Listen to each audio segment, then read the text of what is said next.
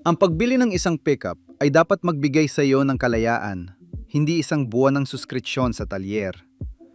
May mga tatak na napakasama na ang manual ng may-ari ay dapat magsilbing gabay kung paano sumakay ng bus.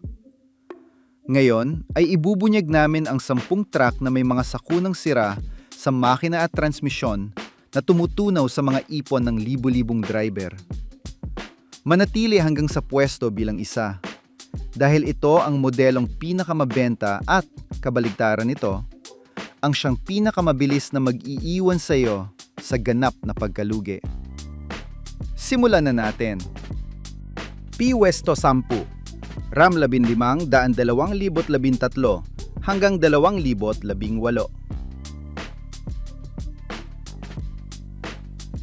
Ang RAM 15 daan ng henerasyong ito, mga modelong 2013 hanggang 2018, ay isang pickup na may buong laki, na may makinang V6 na may 3.6 na litro o V8 na may 5.7 na litrong Hemi. Ang automatikong transmisyon na may walawang bilis ay problemado. Ang hatak ay 4-2 o 4-4. Ang sasis na hagdan ay matibay. Ang opsyonal na suspensyong hangin ay nasisira. Ang kapasidad ng karga ay 700 kilo at humihila ng hanggang 4,500 kilo. Ang disenyo ay marangya. Ang loob ay premium na may mga dekalidad na materyales at makabagong teknolohiya. Ang presyong segunda mano ay naglalaro sa pagitan ng 22 at 35,000 dolyar. Ang RAM 15 daan ng henerasyong ito ay may mga problema sa transmisyong 8 bilis na ZF. Pabago-bagong paglipat, matigas at pag-aalinlangan sa pag-arangkada. Ang mode ng proteksyon ay gumagana at binabawasan ang lakas sa mga mapanganib na sitwasyon tulad ng pag-overtake sa kalsada o paghila ng mabigat na karga. Ang pagpapalit ng transmisyon ay mahal, 6,000 hanggang 8,000 dolyar. Ang sistemang elektrikal ay may mga control module na nasisira. Ang screen na Uconnect ay namamatay o humihinto sa pagtugon. Ang mga sensor ay nagwawala at ang baterya ay nadidiskarga ng mahiwaga. Ang mga may-ari ay bigo sa mga paulit-ulit na problemang elektroniko. Ang opsyonal na suspensyong hangin ay madalas masira at mahal ipagawa. Mga singaw ng hangin, sirang kompresor, at depektibong mga sensor ng taas. Ang pagkukumpuni ng suspensyong hangin ay nagkakahalaga ng libu-libong dolyar. Ang makinang Hemi ay may labis na pagkonsumo ng gasolina. 8 hanggang 10 kilometro bawat litro sa lungsod, na mahal panatilihin sa mahal na gasolina. Ang problema sa valve lifters ng Hemi ay nagkakaroon ng sira at gumagawa ng mga ingay sa makina na parang nakakabahala na tik-tik. Ang pagkukumpuni ay mahal. Iwasan ang RAM 15 daan 2013 hanggang 2018 dahil sa transmisyong 8 bilis na may mga problema, depektibong sistemang elektrikal, at mahal na suspensyong hangin. Pwesto Siyam, Chevrolet Silverado 15 daan 2014 hanggang 2019. Ang Chevrolet Silverado 15 daan ng henerasyong ito, mga modelong 2014 hanggang 2019, ay isang pickup na may buong laki na may makinang may 4 na silindro na may 2.7 na litro turbo, V6 na may 4.3 na litro o V8 na may 5.3 na litro at 6.2 na litro. Ang automatikong transmisyon na may 6 na bilis o 8 bilis ay problemado. Ang hatak ay 4-2 o 4-4. Ang sasis na hagdan ay matibay. Ang independenteng suspensyon sa harap ay nagbibigay ng kapasidad ng karga na 1,000 kilo at hila na 5,000 kilo. Ang disenyo ay kahanga-hanga at maskulado. Ang loob ay may mga dekalidad na materyales at teknolohiya. Ang presyong segunda mano ay naglalaro sa pagitan ng 25 at 40,000 dolyar. Ang Silverado 1500 ng henerasyong ito ay kung saan ang ganda at pagkakatiwalaan ay hindi magkasama. Ang transmisyon ay isang paulit-ulit na bangungot para sa mga may-ari. May mga panginginig na hindi dapat naroon. Sa pag-arangkada ang mga paglipat ay huling pumapasok, maagang lumalabas at pabago-bago. Maaari kang tumirik sa gitna ng kalsada dahil ang transmisyon ay maagang nagbabakasyon. Kung kailangan mong palitan ang transmisyong ito, ang halaga ay hihigit sa 6,000 dolyar, mahigit 100 hanggang 100 at 20,000 pisong Mexicano. Ang sistema ng gasolina ay may bomba ng gasolina na may mga problema. Bigla ang pagkawalaan ng lakas at mga sira sa paglipat ng kambyo ay mga mapanganib na sitwasyon sa kalsada. Sa mga huling taon, ang Silverado ay naging isa sa mga pickup na may pinakamaraming tawag para sa pagsusuri o recalls. 24 na opisyal na pagbawi mula sa mga modelong 2014 hanggang 2024. Mga problema sa preno, mga sirang electrical, transmisyon, at hanggang sa mga panganib ng sunog ang nag-udyok sa Chevrolet na mas madalas sabihing bumalik sa talyer kaysa i-enjoy ang iyong bagong truck. Ang presyo ng isang bagong Silverado ay 50,000 hanggang 70,000 dolyar, mahigit 1,000,000 pisong Mexicano. Naiisip mo bang bayaran ang lahat ng perang yon? At pagkatapos ay malaman na mas marami itong problema kaysa solusyon? Ang pagbaba ng halaga ay matindi dahil ang mga mamimili ay may impormasyon na tungkol sa mga problema at ang tiwala ay hindi mataas. Mag-isip ng ilang beses bago pirmahan ang kontratang yon. Iwasan ang Silverado 2014 hanggang 2019 dahil sa problemadong transmisyon, depektibong bomba ng gasolina at patuloy na mga recall. Pwesto 8. Toyota Tundra 2007 hanggang 2013. Ang Toyota Tundra ng ikalawang henerasyon, mga modelong 2007 hanggang 2013, ay isang pickup na may buong laki, na may makinang V8 na may 4.6 na litro, 4.7 na litro o 5.7 na litro. Ang automatikong transmisyon na may 6 na bilis ay mapagkakatiwalaan. Ang hatak ay 4 sa 2 o 4 sa 4. Ang sasis na hagdan ay matibay. Ang independenteng suspensyon sa harap ay nagbibigay ng kapasidad ng karga na 700 kilo at hila na 4,000 o 500 kilo. Ang disenyo ay matatag at tradisyonal. Ang loob ay functional at simple. Ang presyong segunda mano ay naglalaro sa pagitan ng 18 at 30,000 dolyar. Ang Tundra ng ikalawang henerasyon ay nagpapakita na kahit ang Toyota ay hindi nakaligtas sa mga malalang problema. Ang problema ng kaagnasan sa sasis ay malala. Ang mga may-ari mula sa mga estadong may nyebe at asin sa mga daan ay nakikita kung paano kinakalawang at humihina ng mapanganib ang sasis. Ang Toyota ay naglabas ng tawag para sa pagsusuri na may pagpapalit ng buong sasis sa ilang mga kaso. Ang problemang ito ay nakakaapekto sa halaga ng muling pagbebenta dahil walang gustong bumili ng pickup na may kinalawang na sasis. Ang bomba ng pangalawang hangin ay nasisira na nagiiwan sa check engine na lagi nakasinde. Ang mga emisyon ay hindi pumapasa sa inspeksyon ng sasakyan at ang pagkukumpuni ay mahal. 1,500 hanggang 3,000 dolyar. Ang pagkonsumo ng gasolina ng makinang V8 ay malaki at malakas. Ngunit malakas lumaklak ng gasolina. 7 hanggang 9 na kilometro bawat litro sa lungsod. na mahal panatilihin sa katagalan. Ang transmisyon na may 6 na bilis ay may mga problema sa matigas at pabago-bagong paglipat kapag ang mga solenoid at balbula ay nasisira. Ang pagkukumpuni ay mahal.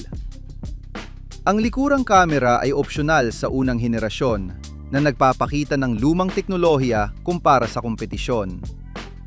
Iwasan ang Tundra 2007 hanggang 2013 dahil sa problema ng kaagnasan sa sasis, depektibong bomba ng pangalawang hangin at mataas na pagkonsumo ng gasolina.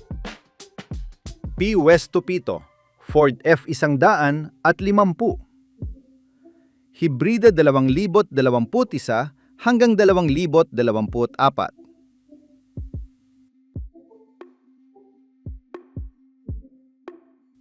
Ipagpatuloy natin sa Ford F-150. Hibrida ng mga modelong 2021 hanggang 2024, isang pickup na may buong laki na hibrida, na may makinang V6, na may 3.6 na litrong power boost, na may sistemang hibrida na naglalabas ng 430 kabayo. Ang automatikong transmisyon na may 10 bilis ay problemado. Ang hatak ay 4-2 o 4-4. Ang sasis na haddan ay matibay. Ang independenteng suspensyon sa harap ay nagbibigay ng kapasidad ng karga na 1,000 kilo at hila na 6,300 kilo. Ang disenyo ay moderno at agresibo. Ang loob ay premium na may makabagong teknolohiya at generator sa loob. Ang presyong segunda mano ay naglalaro sa pagitan ng 40,000 at 60,000 dolyar. Sa EP-150 hibrida ay inaasahan namin ang pinakamahusay sa dalawang mundo. Ang lakas ng makinang de-gasolina at ang tipid ng makinang de-kuryente. Ngunit ang natanggap namin ay isang bagay na puno ng mga problema na may mga bigong may-ari. Ang transmisyon ay hindi mahulaan tulad ng panahon sa lungsod ng Mexico. Isang araw ay maayos ito. Sa susunod ay magsisimula na sa pabago-bagong paglipat. Malalakas na kajot at boom, papasok sa mode ng proteksyon na nagpapababa sa lakas ng makina kung kailan mo ito kailangan. Isipin mong may hinihilang mabigat o sinusubukang mag-overtake sa kalsada at biglang ang iyong makapangyarihang EP-150 hibrida ay magiging isang pagong na magmanga gulong. Kung ang transmisyon ay masira at kailangan mong palitan ito, maghanda para sa isang malakas na tama sa bulsa dahil ang pagpapalit ng piyesang ito ay nagkakahalaga ng hindi bababa sa 6,000 dolyar, halos 120,000 pisong Mexicano.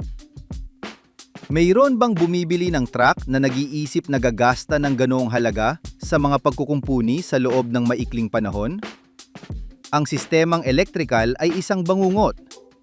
Ang mga control module ay nasisira. Ang mga touchscreen ay namamatay o humihinto sa pagtugon na parang inaalihan. At ang mga sistemang elektroniko ay nagwawala ng walang paunang babala. Ang EP-150 hibrida ay nagpaparanas sa iyo ng mas maraming oras sa talyer kaysa sa kalsada. Ang presyo ay 50,000 hanggang 65,000 dolyar, mahigit 1,000,000 pisong Mexicano. Pagkalabas mo pa lang ng dealer ang pagbaba ng halaga ay kahanga-hanga dahil sa kawalan ng tiwala at sa mga naiulat na problema. Kung naghahanap ka ng EP-150, hanapin ang tradisyonal na bersyon ng gasolina. Hindi ito ang pinakamahusay sa pagtitipid, ngunit kahit papaano ay hindi mo kakailanganing makipag-away sa mga elektronikong multo o gumasta ng malaki sa mga pagkukumpuni. Iwasan ang EP-150 hibrida 2021 hanggang 2024 dahil sa problemadong transmisyon at sistemang elektrikal na isang bangungot. P. Westo Anin, RAM 2,500, 2020 hanggang 2024. Ang RAM 2500 ng mga modelong 2020 hanggang 2024 ay isang pickup na pangtrabahong mabigat na may makinang diesel na Cummins na may 6.7 na litro na maglalabas ng 370 kabayo o makinang degasolina na may 6.4 na litrong Hemi na naglalabas ng 410 kabayo. Ang automatikong transmisyon na may 6 na bilis o 8 bilis ay problemado. Ang hatak ay 4x4. Ang sasis na haddan ay lubang matibay. Ang suspensyong balesta sa harap at likod ay nagbibigay ng kapasidad ng karga na 1,500 kilo at hila na 8,000 kilo. Ang disenyo ay dambuhala at maskulado. Ang loob ay premium na may karangyaan at teknolohiya. Ang presyo ay naglalaro sa pagitan ng 60,000 at 80,000 dolyar. Ang RAM 2500 ay dambuhala at matigas sa labas, ngunit sa loob ay may marami itong problema. Sa mga modelong 2020 hanggang 2023, ang transmisyon ang unang malaking problema. Iniulat ng mga may-ari na kailangan nilang palitan ang buong transmisyon sa loob lamang ng ilang libong kilometro. Masaya ka sa paggamit ng iyong bagong RAM 2500 at sa loob ng 2 o 3 buwan ay nagbibilang ka na ng gastos para palitan ang kaha. Hindi ang truck na pangtrabahong mabigat. Yan ay isang mahal na laruan na may masamang pagkaka-assemble. Ang sistema ng tambutso ay may paulit-ulit na sira.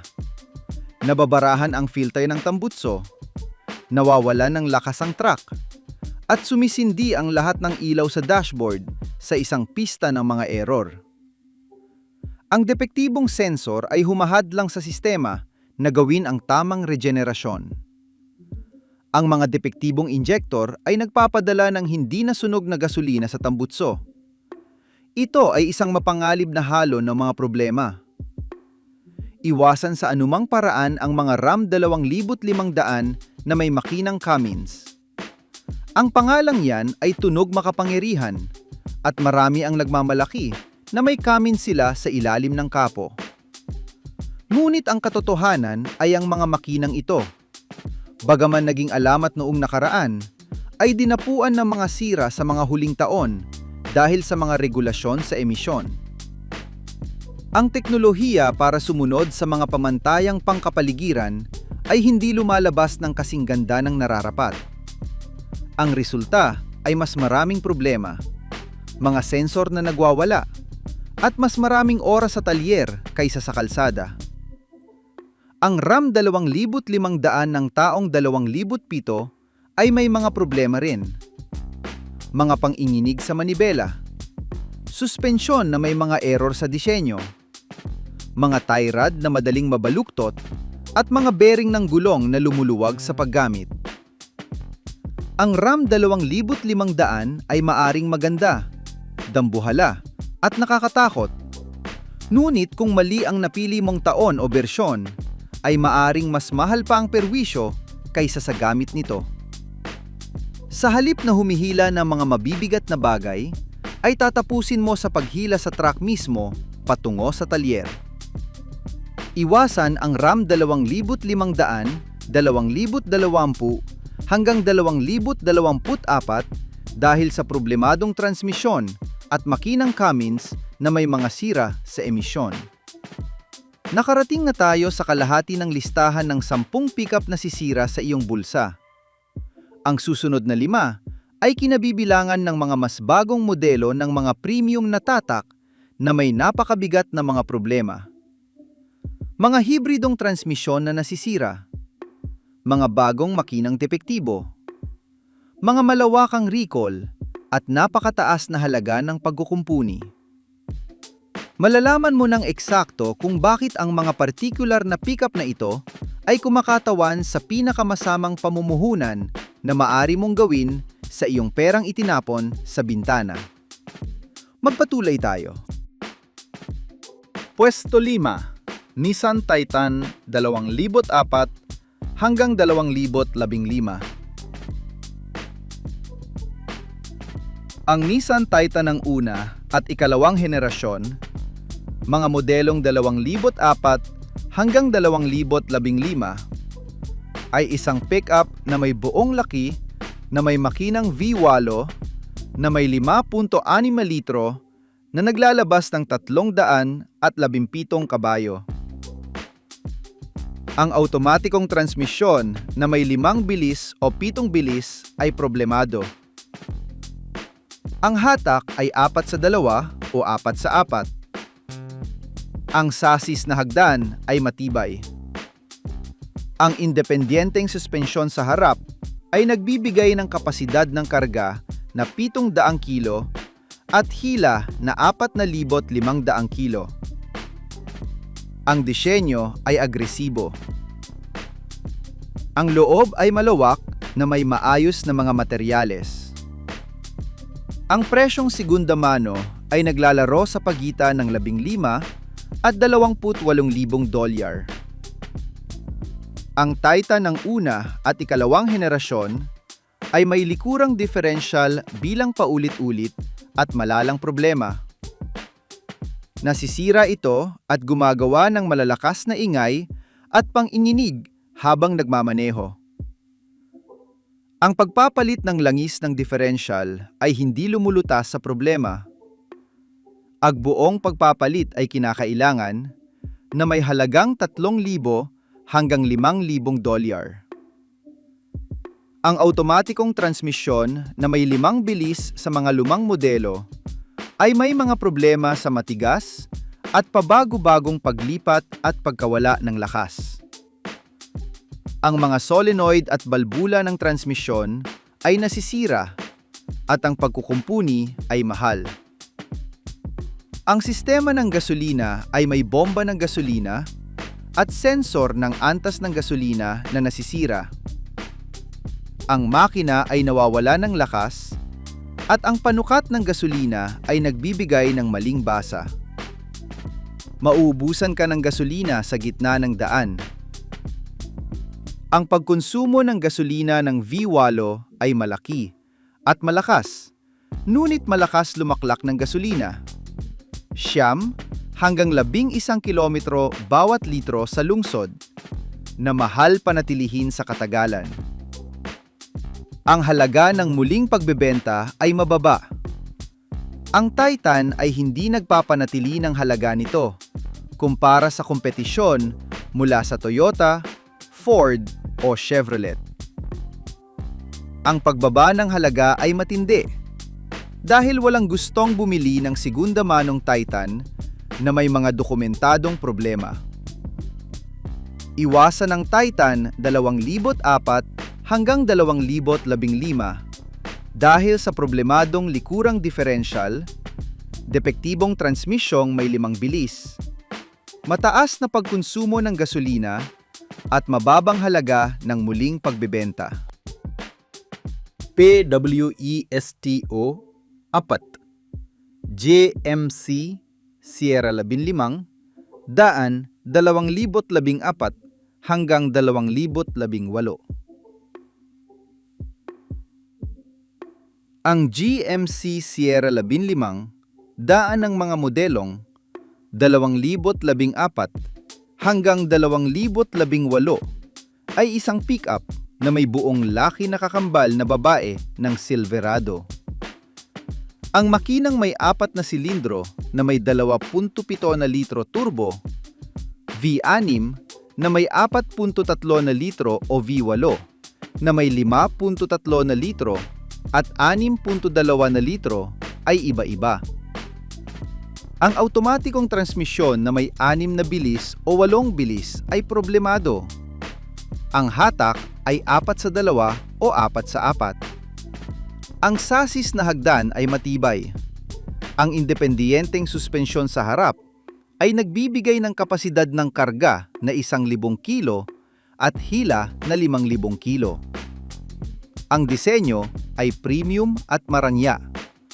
Ang loob ay may mga superior na materyales at makabagong teknolohiya.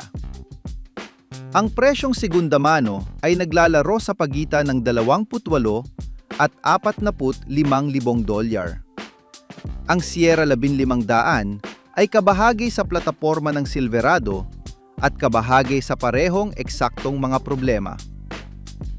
Ang transmisyon na may 6 na bilis o 8 bilis ay may mga pang-inig, pabago-bagong paglipat, mga kadyot at mode ng proteksyon. Matitirik ka sa kalsada. Ang pagpapalit ng transmisyon ay nagkakahalaga ng 6,000 hanggang 8,000 dolyar. Ang sistemang elektrikal ay may mga control module na nasisira. Ang screen na IntelliLink ay namamatay, ang mga sensor ay nagwawala, at ang baterya ay nadidiskarga. Ang suspensyon sa harap ay may mga ball joint at control arm na may maagang pagkapudpod na gumagawa sa pagmamaneho na hindi ligtas at mahal ipagawa. Ang sistema ng gasolina ay may bomba ng gasolina na may mga problema na nagiging sanhi ng pagkawala ng lakas at mga sira. Ang pagkakaiba sa Sierra ay ang GMC badge at ang loob na bahagyang mas marangya na may mas mataas na presyo, ngunit ito ang parehong truck na may parehong mga problema at parehong mahal na mga pagkukumpuni. Ang halaga ng muling pagbebenta ay katulad ng sa Silverado. Mababa dahil ang mga mamimiling may impormasyon ay iniiwasan ang dalawa. Ang Sierra ay hindi mas mahusay na opsyon kaysa sa Silverado. Pareho silang dapat iwasan. Iwasan ang mga bersyong 2014 hanggang 2018 dahil sa problemadong transmisyon, depektibong sistemang elektrikal, at dahil ang GMC badge ay hindi lumulutas sa mga problema ng pinagsamang inhenjerya. P-Westo 3, Toyota Tacoma, 2016 hanggang 2024. Ang Toyota Tacoma ng ikatlong henerasyon, mga modelong 2016 hanggang 2024 ay isang katamtamang pick-up na alamat ng pagkakatiwalaan. Ang makinang may 4 na silindro na may 2.7 na litro o V6 na may 3.5 na litro ay mapagkakatiwalaan. Ang otomatikong transmisyon na may 6 na bilis o manual na may 6 na bilis ay problemado. Ang hatak ay 4 sa 2 o 4 sa 4. Ang sasis na hagdan ay matibay. Ang independenteng suspensyon sa harap ay nagbibigay ng kapasidad ng karga na 600 kilo at hila na 3,500 kilo. Ang disenyo ay matatag at mapangahas. Ang loob ay functional na may pangunahing teknolohiya. Ang presyo ay naglalaro sa pagitan ng 35 at 50,000 dolyar. Ang Tacoma ng ikatlong henerasyon ay nagpapakita na kahit ang mga alamat ay may kani-kanilang kahinaan. Noong 2024 ang benta ay nagsimulang bumagsak ng kapansin-pansin. Hindi yan nangyayari nang hindi sinasadya. Ang transmisyon ang ugat na problema. Ang ikatlong henerasyon ay nagsimula noong 2016 at patuloy na ginagawa hanggang ngayon na may mga seryoso at paulit-ulit na problema sa otomatikong transmisyon nito. Kapag umaarangkada ka ang transmisyon, ay hindi tumutugon ng maayos. Pakiramdam ay mabagal, lampa, na tila nag-aalinlangan ng walang hanggan kung anong kambiyo ang dapat piliin. Kapag ang makina ay malamig ang truck, ay tila nagsasabing, mas mabuting wag na muna ngayon at hinahayaan kang naghihintay sa lakas na hindi dumarating. Ang sagot sa mga dealership ay normal lang yan. Ayon sa kanila, ang gawaing ito ay bahagi ng estratehiya para makatipid sa gasolina. Isinakripisyo ng Toyota ang agarang tugon kapalit ng ilang litrong bawas sa pagkonsumo. Napakaganda sa papel, pero sa totoong buhay, kapag bumili ka ng truck na tulad ng Tacoma, inaasahan mo ang lakas at reaksyon, hindi mga duda at pag-aalinlangan. Ang mga gumagamit sa mga forum tulad ng Toyota Nation ay itinuturo ang daliri sa planta sa Mexico sa Tijuana. Ayon sa mga komento, ang mga Tacoma na na-assemble sa plantang yon ay dumadating na may mas maraming depekto kaysa sa mga ginawa sa ibang lugar. Ang mga reklamo ay paulit-ulit. Ang pintuan sa likod ay ang ikalawang malaking problema sa mga modelong 2023. Ang sira ay nasa isang plastic bearing na humahawak sa mekanismo ng pagbubukas at pagsasara ng pintuan. Kapag nabali ang pintuan sa likod ay nagiging maluwag, hindi nagsasara ng maayos, o nagbabara na nagiiwan sa iyong nakatigil doon, na nakikipag-away sa pinto na tila ba ito ay isang kaaway. Hindi kinilala ng Toyota ang problemang ito bilang depekto sa pabrika sa kabila ng daan-daang reklamo sa mga forum, mga grupo ng may-ari at mga social network. Ang kawalan ng tugon na ito ay nagiiwan sa mga may-ari na nagkakamot ng ulo at nagbubukas ng pitaka. Ang Tacoma ay nananatiling mahusay na truck, ngunit ang mga sirang ito ay nagmansa sa reputasyon nito at nagbigay ng sakit ng ulo sa mga may-ari. Kung iniisip mong bumili ng bago ngayon, ay alam mo na kung ano ang iyong itinataya. Iwasan ang Tacoma 2016 hanggang 2024 dahil sa mabagal na transmisyon at depektibong pintuan sa likod. P. Westo 2. Ford F150 EcoBoost 2011 hanggang 2014. Ang Ford F150 EcoBoost ng unang henerasyon, mga modelong 2011 hanggang 2014, ay isang pickup na may buong laki na may makinang V6 na may 3.5 na litrong EcoBoost Turbo na naglalabas ng 365 kabayo. Ang otomatikong transmisyon na may 6 na bilis ay problemado. Ang hatak ay 4-2 o 4-4. Ang sasis na hagdan ay matibay. Ang independenteng suspensyon sa harap ay nagbibigay ng kapasidad ng karga na 1,000 kilo at hila na 5,500 kilo.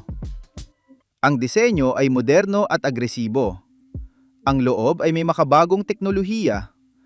Ang presyong segunda mano ay naglalaro sa pagitan ng $20,000 at $35,000. Ang F150 EcoBoost ng unang henerasyon ay may makinang revolusyonaryo, ngunit may mga malalang problema.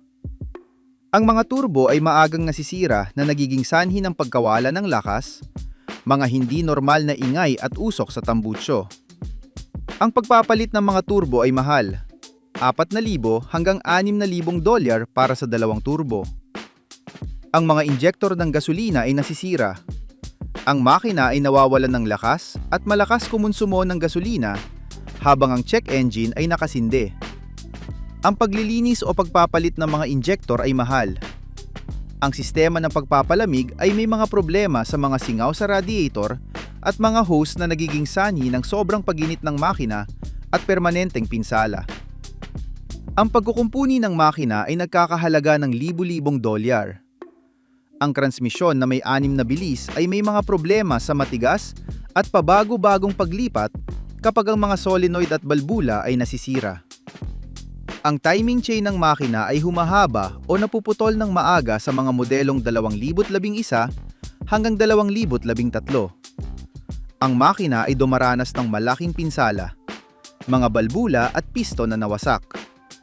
Ang pagpapalit ng makina ay kinakailangan na may halagang 10,000 hanggang 15,000 dolyar.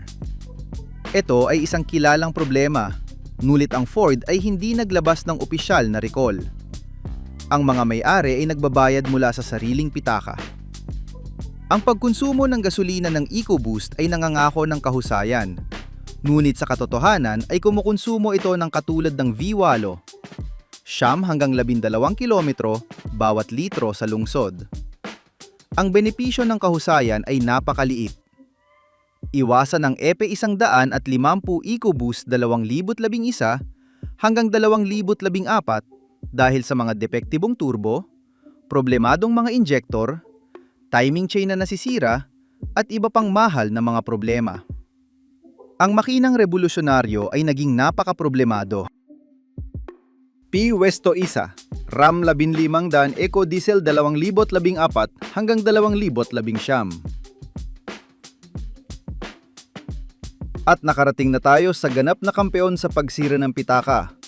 Ang RAM 1500 Eco Diesel na mga modelong 2014 hanggang 2019. Isang pickup na may buong laki na may makinang V6 na may 3 litrong eco-diesel turbo na naglalabas ng 240 kabayo. Ang automatikong transmisyon na may 8 bilis ay problemado. Ang hatak ay 4-2 o 4-4. Ang sasis na hagdan ay matibay. Ang opsyonal na suspensyong hangin ay nasisira. Ang kapasidad ng karga ay 600 kilo at hila na 4,000 kilo. Ang disenyo ay marangya at premium. Ang loob ay may mga dekalidad na materyales at makabagong teknolohiya. Ang presyong segunda mano ay naglalaro sa pagitan ng 25 at 40,000 dolyar. Ang Ram 1500 Eco Diesel ay ang ganap na numero 1 sa pagsira ng pitaka. Ang makinang Eco Diesel ay nangako ng kahusayan at torque ng diesel, ngunit sa katotohanan ito ay naging isang mahal na bangungot. Ang sistema ng emisyon na EGR, ang balbula ng muling pag-ikot ng mga gas mula sa tambutso, ay palaging nasisira. Nababarahan ito ng uling, ang makina ay nawawala ng lakas, at ang check engine ay sumisinde. Ang paglilinis o pagpapalit ng EGR ay nagkakahalaga ng 1,500 hanggang 3,000 dolyar. Ito ay isang paulit-ulit na problema bawat 30 hanggang 50,000 kilometro. Ang diesel particulate filter na DPF ay nababarahan at nangangailangan ng pilit na regenerasyon sa talyer. Ang sensor ng NOx ay nasisira at ang mga emisyon ay hindi pumapasa sa inspeksyon. Ang pagpapalit ng sensor ay nagkakahalaga ng 1,200 hanggang 2,000 dolyar. Ang turbo compressor ay maagang nasisira na nagiging sanhi ng pagkawala ng lakas at itim na usok sa tambutso. Ang pagpapalit ng turbo ay nagkakahalaga ng 3,000 hanggang 5,000 dolyar.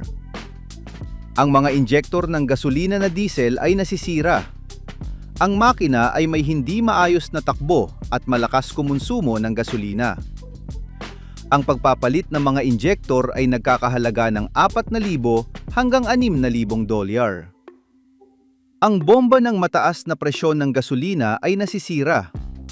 Ang makina ay hindi umaandar o nawawala ng lakas. Ang pagpapalit ng bomba ay nagkakahalaga ng 2,000 hanggang 4,000 dolyar. Ang transmisyon na may 8 bilis ay may mga problema sa pabago-bagong paglipat at mode ng proteksyon. Ang pagpapalit ay nagkakahalaga ng 6,000 hanggang 8,000 dolyar. May mga malawakang recall. Ang Ram 1500 Eco Diesel ay may maraming tawag para sa pagsusuri dahil sa mga problema sa emisyon, software ng makina, at mga depektibong bahagi. Ang pagbaba ng halaga ay napakatindi. Ang Ram Eco Diesel ay mabilis na nawawala ng halaga dahil walang gustong bumili ng segunda mano na may mga dokumentado at mahal na problema. Ang pagpapanatili ng diesel ay mahal. Ang mga espesyal na langis at filter na may madalas na pagpapalit ay nagkakahalaga ng higit pa sa gasolina sa katagalan. Ang kabuuan ng mga problema sa makina, emisyon, transmisyon at mataas na pagpapanatili ay gumagawa sa Ram 1500 Eco Diesel na pinakasamang pamumuhunan na maaari mong gawin sa isang pickup. Sisirain ito ang iyong pitaka ng garantisado. Iwasan sa anumang paraan ang Ram 1500 Eco Diesel 2014 hanggang 2019 dahil sa problemadong makina, sistema ng emisyon na isang bangungot, depektibong transmisyon, mahal na pagpapanatili, at matinding pagbaba ng halaga. Ito ang ganap na kampeon sa pagsira ng pitaka.